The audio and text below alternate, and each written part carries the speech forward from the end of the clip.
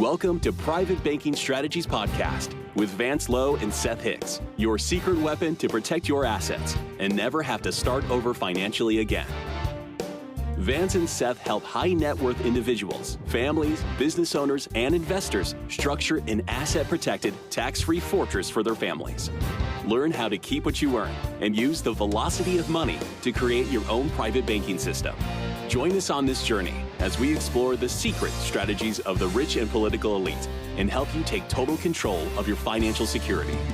Now, on to the show. Well, hello and welcome to Private Banking Strategies with Vance, Lowe, and Seth Hicks. Vance, how are you? Oh, I'm doing great. I've got a chance to put a few notes together to do this last of this 3-podcast theory, and we're going to tie it all in today, folks. We're going to make it sing. Yeah, we've been talking about the example that Nelson Nash has in his book with being a grocery store owner and relating that to being a private banker and implementing your own private banking strategies. And we've had 2 parts to this. This is the 3rd part. We're going to drill down even further and dig into more of the concepts that help you to understand how to implement these tools and these disciplines to be a successful wealth manager. So Vance, take it away. Okay, I'm going to tie in the last one. Folks, if you haven't seen the first 2, I'd probably recommend you stop and go watch those first 2. The second one, we kind of left off with a mindset, being able to achieve better results. We used steam versus hot water. There's only 2 degrees difference. What do we say? 210 degrees, you end up with nice hot water, but it doesn't do anything at that point. 2 more degrees, we get steam, and steam is now water's converted into energy and power. It will run a steam locomotive, that can pull a mountain load worth of weight. So in connecting these dots with the mindset and a winning mindset, we discovered that it only took 5% more effort. If you can envision yourself into this story, into Nelson Nash's book, Becoming Your Own Banker, the grocery store story, you are that owner. You need to take that store and be completely successful with it. We talked about turning inventory. The more we turn, the more successful we can be, but we have to break even first. Then we have to make a profit. And then 5% more effort could produce more than double results from then on. Seth talked about the exponential growth of our banking. It starts off pretty slow, but pretty soon we have an increase in the efficiency of the contracts. If we had a guaranteed contract that every dollar we put in year 5 would turn into $1.05 or $1.20 instantly, the question is, how many of those do we want? We build the contracts for our clients, not for ourselves. These contracts are built for the long term, the duration, not the quick fix. A lot of people kind of fall prey out there to the internet, and they sell product and they put a twist on things that may or may not be good and leave their clients hanging. Why do we know this? Is because we have to pick up those people. Those people find their way to us and say, we heard you actually teach the banking equation, and we do. And that's what we're all about, folks.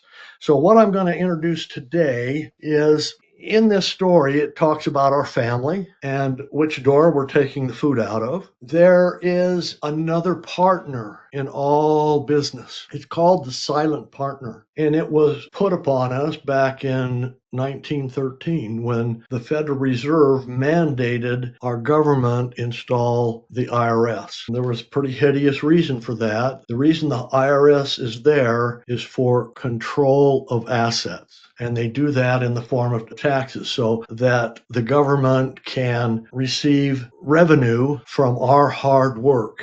What they've never told us is that when they tax us, I think, Seth, you said it was 1% at the beginning, and now I heard it said a couple of years ago that it takes until between May and June before we start making money for ourselves. The whole year, the whole 5 months, up to 6 months now, is paying all taxes for government. And then we get into start paying ourselves. No wonder we can't make ends meet. No wonder the average American is not happy. They have to do everything for everybody else, and that becomes a bad thing. Government hasn't told us that increasing taxes actually lowers the productivity of our nation. They actually make less money. If they kept the taxes very low, their revenue would be much higher. Anyway, so we're getting into the tax issue here, this third silent partner, and how we might be able to take advantage of this.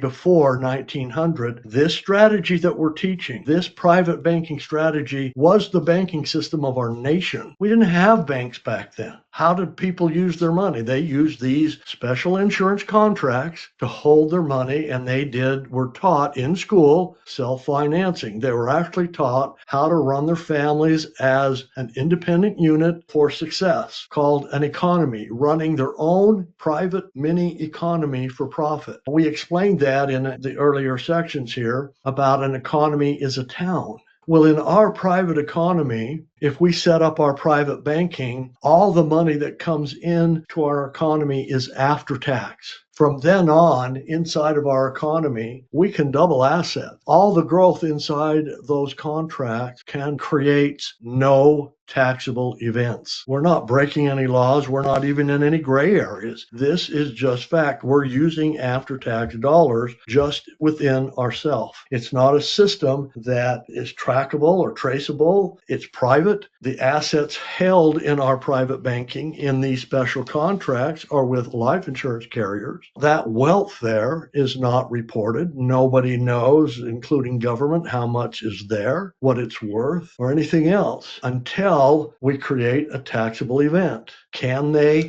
get a report on some of these contracts? Only if you break the rules. They don't get into it. As a matter of fact, the banks today store their safe money in these same contracts. And we've talked about that in earlier podcasts. It's amazing. This strategy, folks, is not new. This private banking and what we're trying to bring back is a proven strategy that's always been in existence and is in existence today for those who understand how money works. So, Seth, give us some examples. What would be a tax advantage in this system that people could enjoy with their private banking? You touched on it. If you have a car dealership or a grocery store, like we've outlined, or any other type of business endeavor, typical business endeavor, small business owner, large business owner, you have a silent partner, that is the IRS. And the IRS is going to demand their federal taxes. And by their own Internal Revenue Code 7702. And we did a prior podcast that talks about something some people refer to as 770 accounts, referring to Internal Revenue Code 7702. And what they did is they carved out the taxation of life insurance contracts and certain other accounts, but life insurance contracts are what we're focused on. And the ultra wealthy and the wealthy and prior presidents like John F. Kennedy, Richard Nixon, J.C. Penney, Ray Kroc, who started the McDonald's franchise, Walt Disney, and the list goes on and on and on and on of ultra wealthy, successful people who utilize Internal Revenue Code 7702 to create untaxed wealth creation and wealth growth. And that's through the implementation of the life insurance contracts that we're discovering. That's utilizing private banking strategies with a properly structured whole life insurance contract that is not taxed. Once your after-tax money has been contributed and capitalized into your life insurance contract policy, it is forever outside of the taxing system, so long as you do not create a modified endowment contract, which we will explain to folks who want to understand that line and that difference.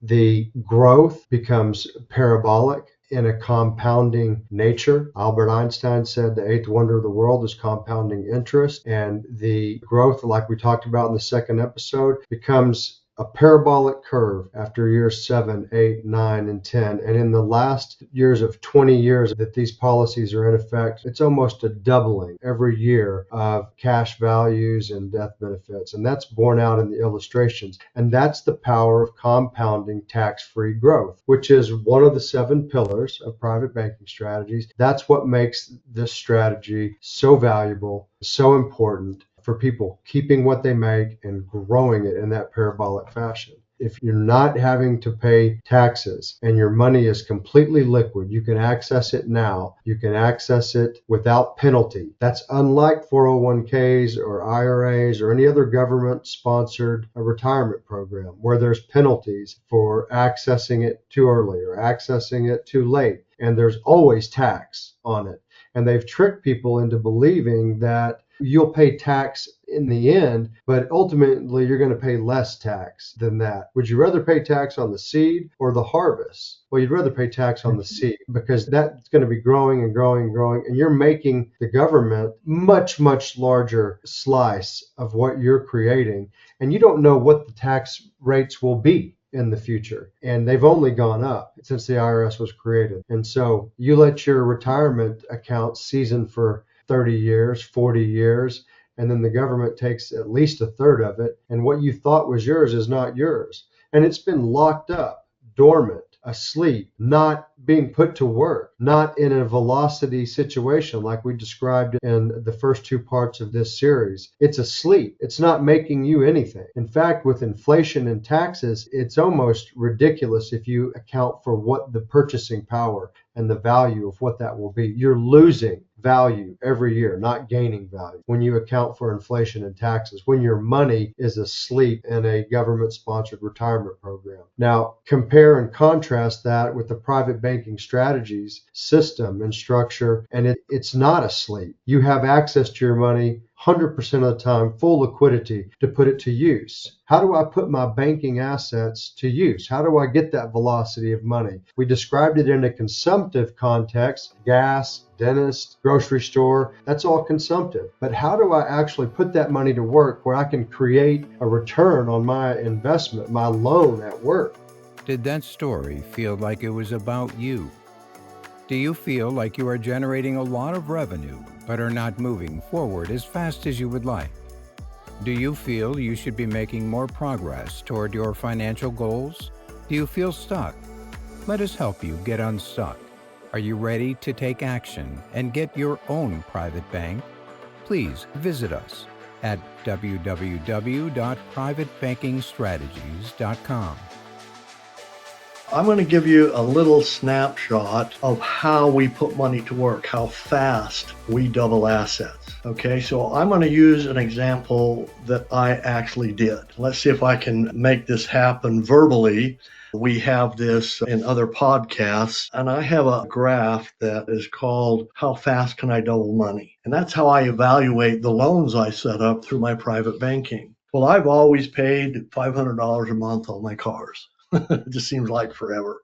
I'm a car nut. I buy lots of cars. I've always bought them the wrong way. I've bought new. I've leased. Leasing is the absolute worst thing you could possibly do when it comes to cars. But I've experienced it all. And then I came across private banking strategies, the momentum of money, and how money can be used. So I had 2 loans with Bank of America, and I decided to set up this strategy. My payments were $500 a month, and I had a Tacoma truck. When that loan got down to $10,000, which I'd only had to wait a short period of time when I decided to do this, I decided I was going to buy that loan from cash value in my policy.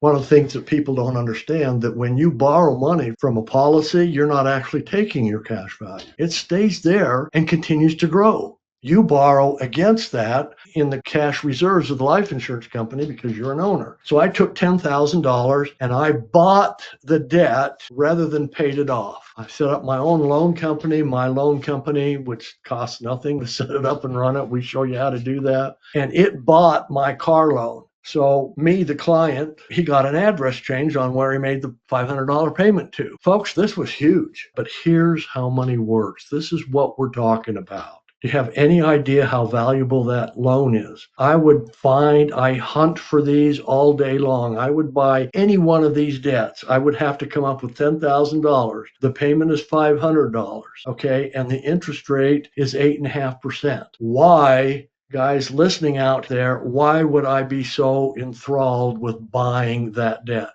You're going to make the interest on that loan. What if I were to change that to 0 interest rate and tell you that it wouldn't even dampen my enthusiasm to buy that debt? Now there's only 2 numbers left. So everybody says, well, I guess it's the payment then. Yeah, I have to take $10,000. I have to put $10,000 to work, right?